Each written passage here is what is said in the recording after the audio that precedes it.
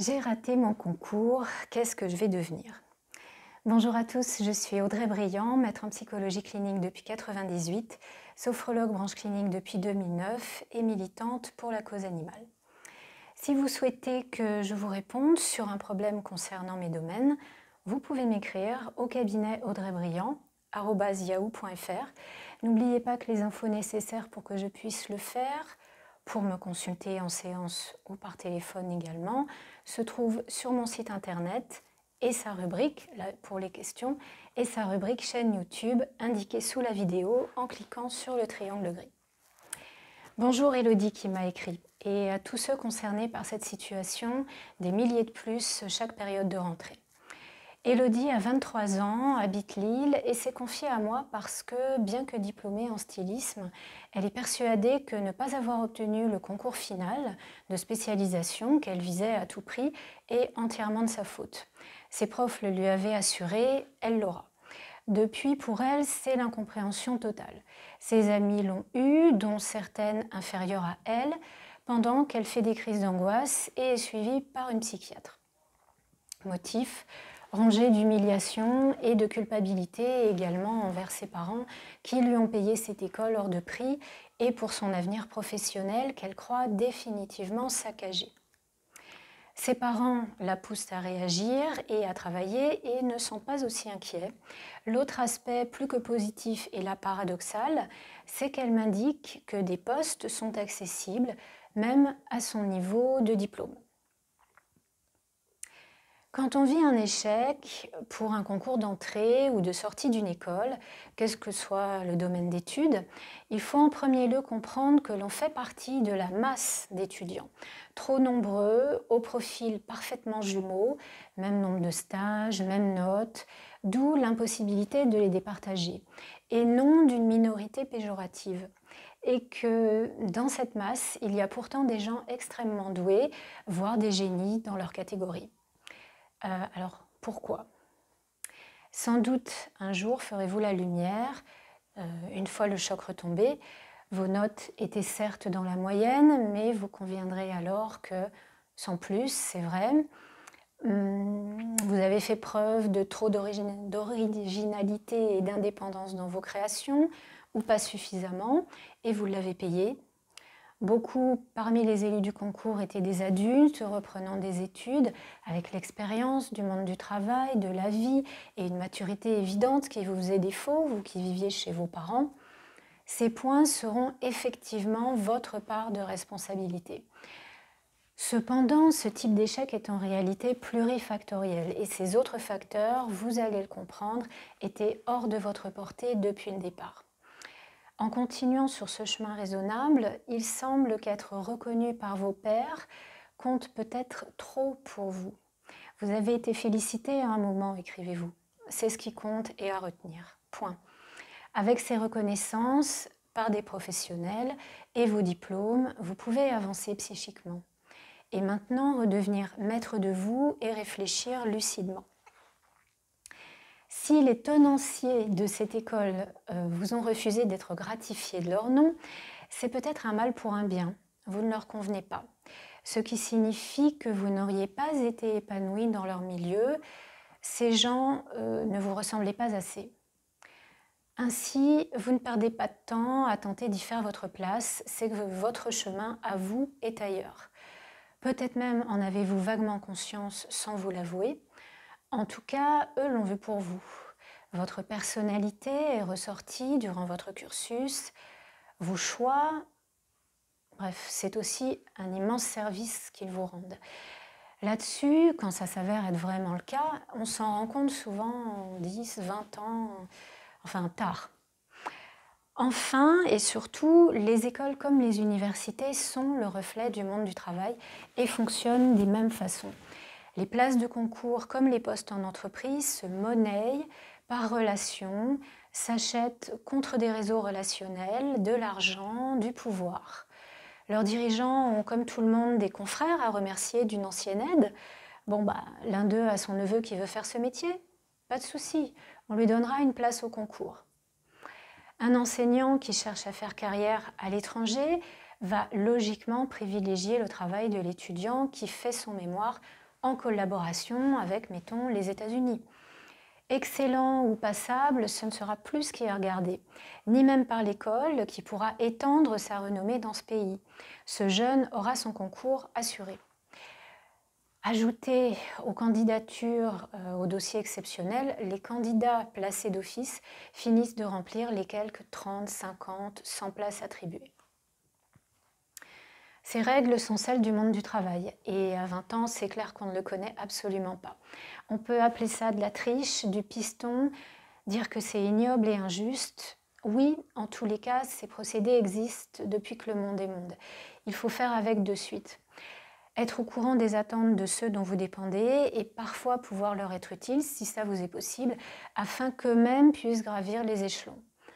Par conséquent, ces enseignants dont vous m'avez parlé étaient sûrement sincères sur votre talent, mais n'avaient peut-être rien de plus à gagner par votre travail, alors que vos amis dont vous parlez, par leur famille déjà dans le milieu, les intéressaient peut-être davantage pour leur avancement professionnel. Bon, en plus, il faut être juste, elles sont objectivement assurées de trouver du travail grâce à leurs proches dans un milieu où il y en a rarement. Il faut se rappeler que doué ou non pour le stylisme, c'est ce qui donne l'occasion à l'école de se justifier d'un taux exceptionnel de réussite d'entrée dans la vie active de ses étudiants. Repensez à leurs pubs, elles sont basées là-dessus.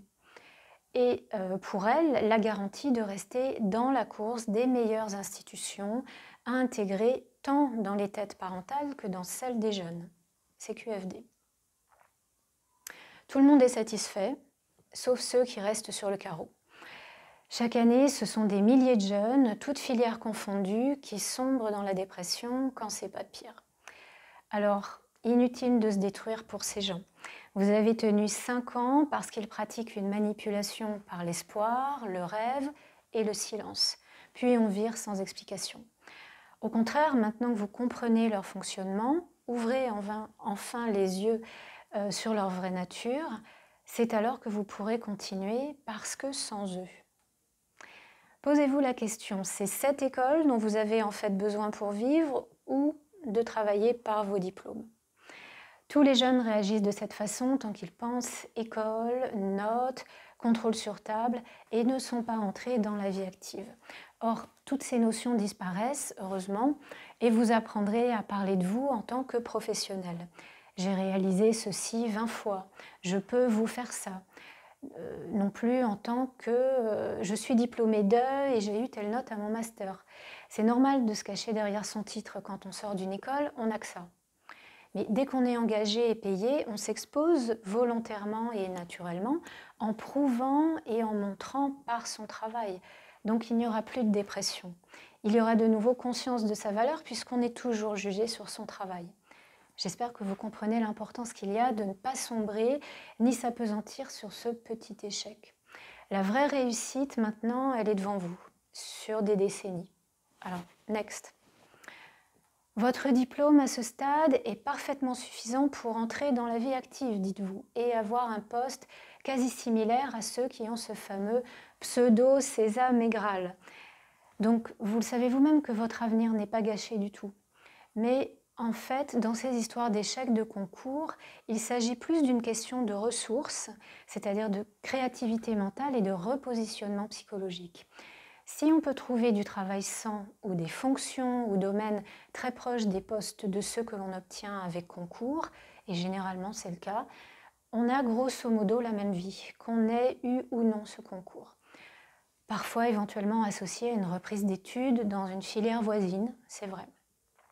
En tout cas, il faut lâcher prise avec ce petit échec et vous obtiendrez ces résultats. Simplement d'une autre manière dans votre recherche d'emploi, soit moins académique. Être souple et adapter vos connaissances à un autre milieu qui les recherche. Ça, ce que je vous dis, c'est le sésame. Demandez à des gens de 30, 40 ans auxquels on a refusé ce concours et qui travaillent pourtant. C'est parce qu'ils sont entrés dans la vie professionnelle plus tôt. C'est juste le chemin à côté des concours et nettement plus valorisant et valorisé dans le monde du travail. Or, jamais ces écoles et universités ne vous l'avoueront, ce n'est pas dans leur intérêt. Alors, Bien sûr, beaucoup de postes vous seront refusés parce que l'aveuglement du prestige est partagé sur cette terre et ce diplôme superflu ou nécessaire à notre époque, effectivement, sera exigé. Mais n'ayez crainte, vous trouverez un travail similaire un jour dans un circuit parallèle qui vous engagera. Ce sera une vraie occasion de vous faire remarquer plutôt que la classique recherche d'ouverture professionnelle dans le domaine mi-mode, mi-artistique qui est le vôtre, complet dans les milieux déjà connus, où vous apparaîtrez 5 minutes et bye, et où tout a déjà été fait. La solution, elle est là. Allez dans des voies où on ne vous attend pas, où on se dira « Tiens, c'est une idée, elle peut m'être utile ». Faites découvrir ce que vous faites à des gens qui ne connaissent pas votre univers de la mode et qui ne savent pas encore que ça leur plaira. Et pour cela, ils ne voudront plus imaginer leur vie sans vous. C'est vous qui allez faire venir à vous votre métier. Le titre de poste sera éventuellement différent et avec d'autres fonctions aussi, mais aux mêmes responsabilités que vous espérez. D'abord un peu, puis de plus en plus. Et comme tout le monde, d'expérience en année d'expérience acquise, vous serez au même niveau que ceux ayant ce fameux diplôme. Vous aurez les mêmes chances d'obtenir un jour les postes les plus hauts peut-être, parce qu'à compétences désormais égales. Et le meilleur dans l'histoire, c'est que souvent, c'est autant, voire plus payé. Je vous assure qu'un jour, vous serez fiers et pleine d'humour face à ceux avec concours, parfaitement identiques à vous.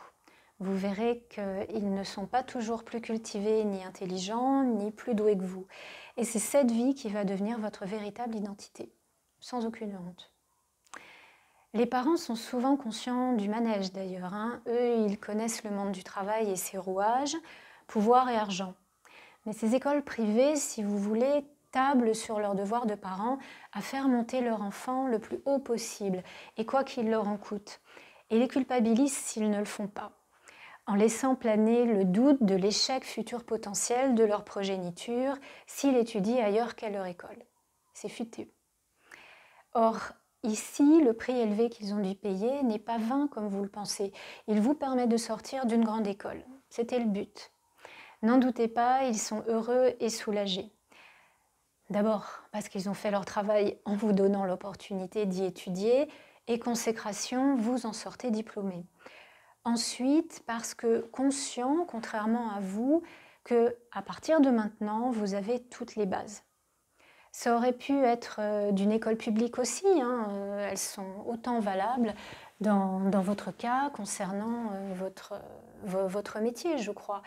Mais voilà, c'est vraiment pour vous faire comprendre que votre avenir maintenant, il est assuré.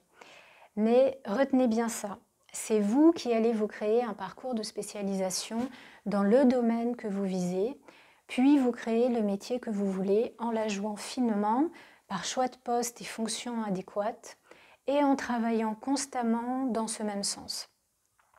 Et la réussite et ses méandres sera au bout.